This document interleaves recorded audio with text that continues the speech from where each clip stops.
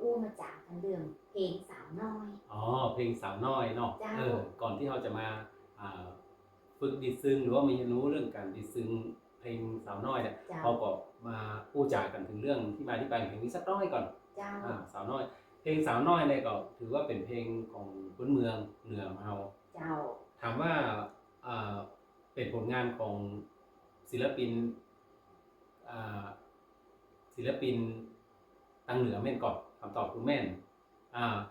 เจ้าของผลงานเพลงนี้ก็คือพ่อครูสมบูรณ์บุญโรจน์เนาะพ่อครูสมบูรณ์บุญโรจน์ซึ่งพ่อครูสมบูรณ์บุญโรจน์เนี่ยเปิ้นเป็นคนเชียงใหม่คนเนี้ยเจ้าแต่ก็เป็นที่น่าเสียดายเนาะน่าเสียดาย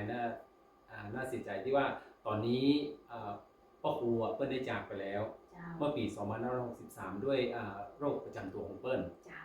แต่ว่าผลงานของเปิ้ลเนี่ยเป็นที่ดีรู้จักอย่างเพลงสาวน้อยเนี่ยก็มีนักร้องรุ่นหลังๆรุ่นน้องรุ่นลูกรุ่นอย่างเอามาเล่นมาฮ้องมาอย่างกันก็สนุกสนานม่วนกันแล้วก็เป็นผลงานที่ฝากไว้และก็มีเพลงอื่นหลายเพลงอยู่เด้อผลงานของพ่อครูสมบูรณ์บุญโรจน์นี่นะคือย้อนไปประมาณสัก30กว่าปีที่ผ่านมาตอนนั้นก็ดังขนาดเลย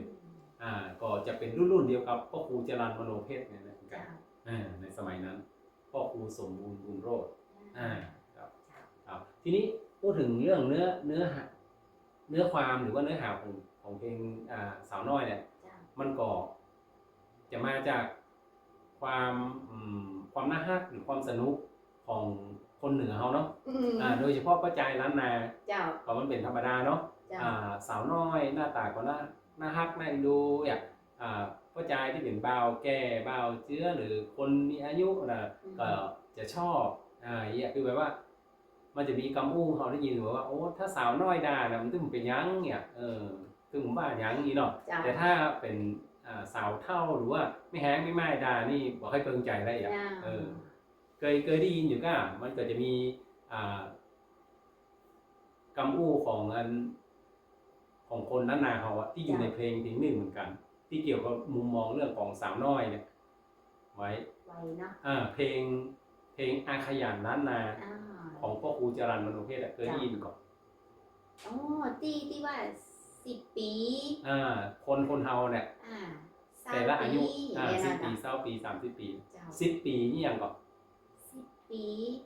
อาบน้ำบ่หนาว10 ปีอาบน้ำบ่หนาว20 ปีแอลสาวบ่ก้าย30นี่บ่นายสงสารโอ้ยังม่วนอยู่ยังงานอยู่ชีวิต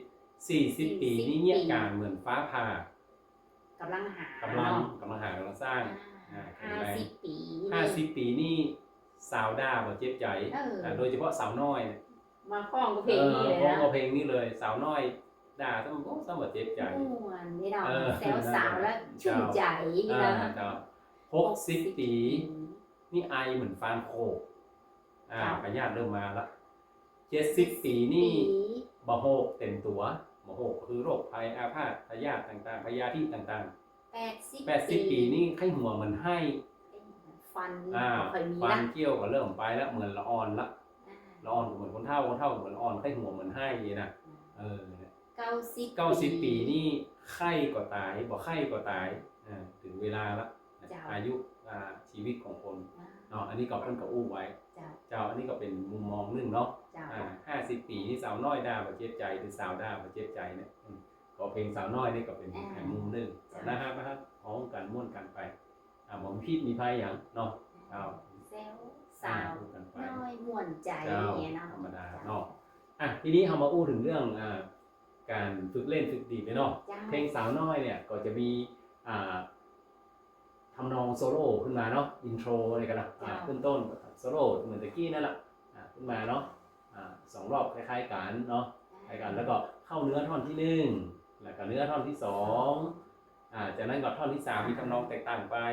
แล้วก็ทำนองท่อนที่4ก็มาเหมือนกันกับท่อน1ท่อน2ก็ไปแล้วก็มีโซโล่ขั้นกลางก็ทำนองเดิมทำนองเก่าแล้วก็เข้าท่อนกลางท่อน3แล้วก็ฮ้องท่อน4ต่อแล้วก็มีโซโล่จบปิดท้ายก็เหมือนกับโครงสร้างของเพลงไทยลูกทุ่งหรือเพลงไทยทั่วไปโดยพื้นฐานเราเคยฝึกกันทีนี้สำหรับเรื่อง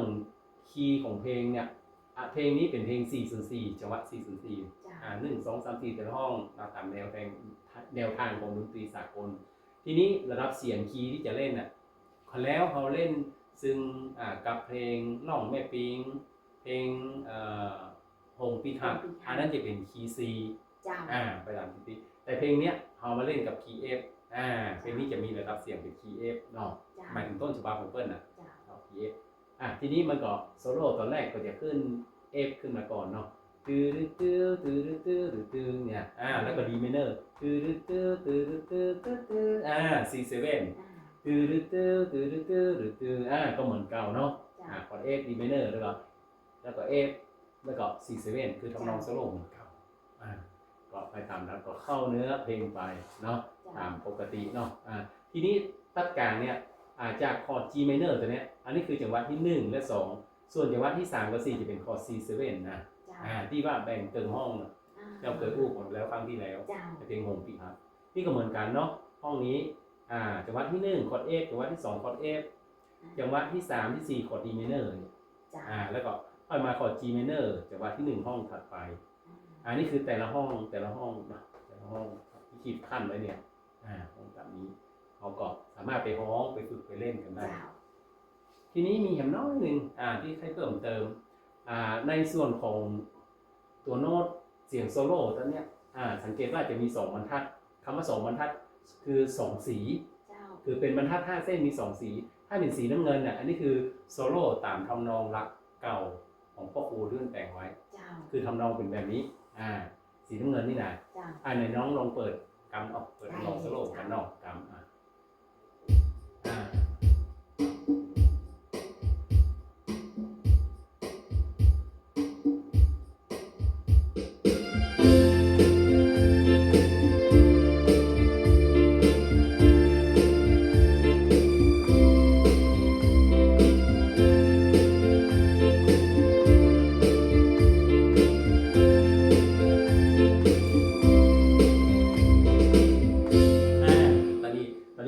ขึ้นห้องละสาวน้อยตรงเนี้ยจะขึ้น